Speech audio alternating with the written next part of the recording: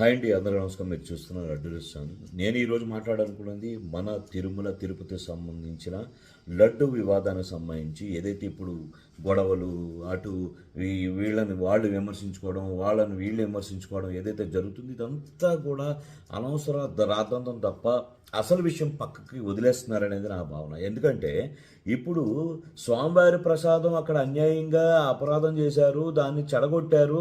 దాంట్లో ఒక ఏదైతే నెయ్యి వాడాలో అది నెయ్యి వాడలేదు, పాలుకు సంబంధించి ఎక్కడ కూడా పాలు వాడలేదు అనేది సిట్ అక్కడ నిర్ధారించిన తర్వాత దాన్ని వదిలేసి ఇప్పుడు చూసారా మీరు ఆవుకు సంబంధించిన లేదంటే జంతువుకు సంబంధించిన కుబులు వాడామన్నారు, కానీ అది మెన్షన్ చేయలేదు చూసారా అని చెప్పి వాళ్ళకు సమర్థించుకుంటుంటే దానికి ధీటుగా ఇటువైపు రాజకీయ పరంగా ఫైట్ చేసుకోవడం తప్ప అసలు విషయం అది కాదు కదా.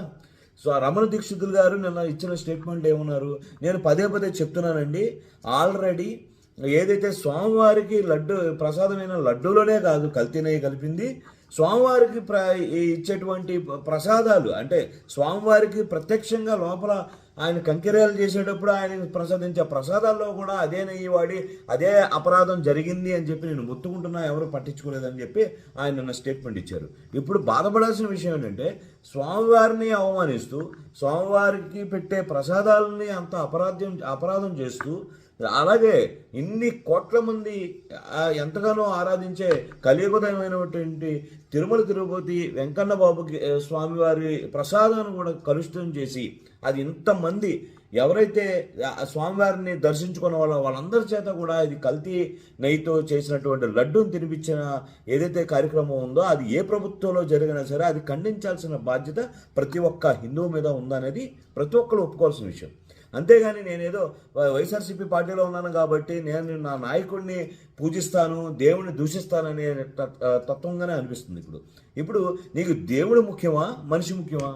నువ్వు పొద్దున్న లేస్తే నీ కొడుకు బాగుండాలి, నీ కూతురు బాగుండాలి, మీ అమ్మ బాగుండాలి, నీ కుటుంబ సభ్యులందరూ బాగుండాలని చెప్పి పొద్దున్నే వెంకన్న బాబుకో దండాలు పెడతావు, పొరుగు దండాలు పెడతావు, మొక్కులు తీర్చుకుంటావు, వెళ్ళి కళ్యాణాలు రాయించుకుంటావు. ఎవరి కోసం అవన్నీ చేసేది? స్వామివారికి డైరెక్ట్గా ఒక అపరాధం జరిగినప్పుడు ఖండించాల్సిన బాధ్యత పార్టీలకు అతీతంగా నీకు ఎవరు వ్యక్తి పూజ ముఖ్యం కాదు. ఇక్కడ దైవానికి సంబంధించిన విషయంలో వ్యక్తి పూజ అనేది పనికిరాదు. వ్యక్తి ఎవడైనా అయి ఉండొచ్చు, వాడిని గట్టిగా ఖండించాలి, దాన్ని బుద్ధి చెప్పాలి తప్ప నా పార్టీ నాయకుడు సమర్థించుకోవడం కోసం ఇలాంటి విషయాల్ని మనం ఎంకరేజ్ చేయడం కానీ సమర్థించడం అనేది సబబు కాదు. ప్రతి ఒక్క హిందువు దీన్ని అంగీకరించాల్సిన విషయం, అది ఏ పార్టీ అయినా.